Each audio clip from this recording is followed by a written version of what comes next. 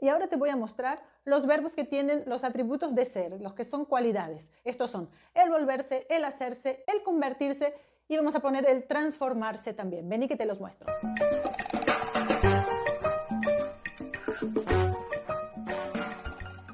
Como te decía en el otro video, hoy te vengo a hablar de los verbos de cambio que tienen atributos de ser. ¿Qué significa esto? Que son cualidades, transformaciones permanentes. Dentro de estos verbos nosotros tenemos el verbo volverse, tenemos también el verbo convertirse, el verbo hacerse y el llegar a ser. La diferencia entre uno y otro, las diferencias semánticas son mínimas y podríamos llegar a hablar de preferencias de uso. Vamos a ver, el primer verbo es el volverse. El volverse es una cualidad, una característica duradera y sí podríamos traducirlo como el tornarse del portugués. El volverse es rápido, viene rápido, pero es más duradero que el ponerse. Se usa cuando se habla de un cambio en el carácter de la persona y siempre tiende a lo negativo. Cuando usamos el verbo volverse indica siempre cualidades negativas de la persona.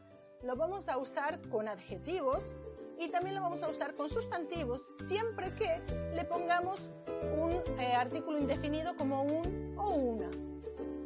Cuando lo usamos con adjetivos, indica un cambio de carácter, un cambio de actitud, un cambio de personalidad o un cambio de aspecto físico. Por ejemplo, se ha vuelto alguien muy agresivo. Lo vamos a usar cuando hablemos de defectos físicos y cuando hablemos de defectos psíquicos, pero nunca con adjetivos que hablen de profesión o de nacionalidad. Lo vamos a usar con sustantivos cuando lo precedamos de un artículo indefinido, ¿sí? Por ejemplo, se volvió una persona hostil desde que murió su esposa. Si le pongo un indefinido, sí lo puedo usar con sustantivos, si no, no puedo. Es una transformación profunda en el cambio de carácter o actitud, de la personalidad o del aspecto físico de la persona. Después tenemos el verbo hacerse. Siempre expresa cambio progresivo y permanente y solo funciona en una dirección, la que indica progreso dentro de la evolución. Por eso nunca podemos decir hacerse joven, pero sí podemos decir hacerse viejo. La diferencia entre hacerse y volverse que vimos recién es que el hacerse puede tener sujetos controladores y no controladores, ¿sí? Yo hago algo por voluntad propia o no, mientras que el volverse solo se admite con sujetos no controladores, no tienen control del cambio, ¿sí? Y como te decía antes, el volverse siempre va a ser usado con defectos físicos, ¿sí? Y el hacerse se usa con adjetivos considerados socialmente positivos, como por ejemplo hacerse rico. Ahí sí podríamos usar el hacerse, ¿sí? Bueno, lo vamos a usar con sustantivos, con adjetivos y también lo vamos a usar con adverbios. Y sí debe ser usado este sí cuando hablemos de la profesión, por ejemplo, se hizo médico, cuando hablemos de una ideología, se hizo peronista, de una religión, se hizo budista, de una nacionalidad, se hizo española, una posición económica, se hizo rico, ¿sí?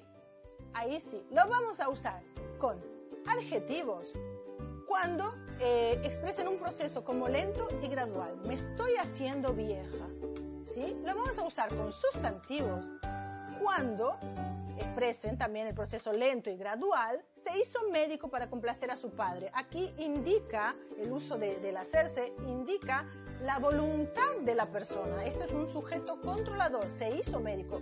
Después de un proceso que fue lento y gradual, él se hizo médico, ¿no? También lo vamos a usar con adverbios para expresar, por ejemplo, tiempo. Me voy porque se hace tarde. Ahí lo usamos. El hacerse también significa fingir. Si yo te digo se hace la tonta, quiere decir que se finge de tonta. El próximo verbo que te voy a mostrar es el convertirse. El convertirse se usa únicamente con sustantivos, ¿sí?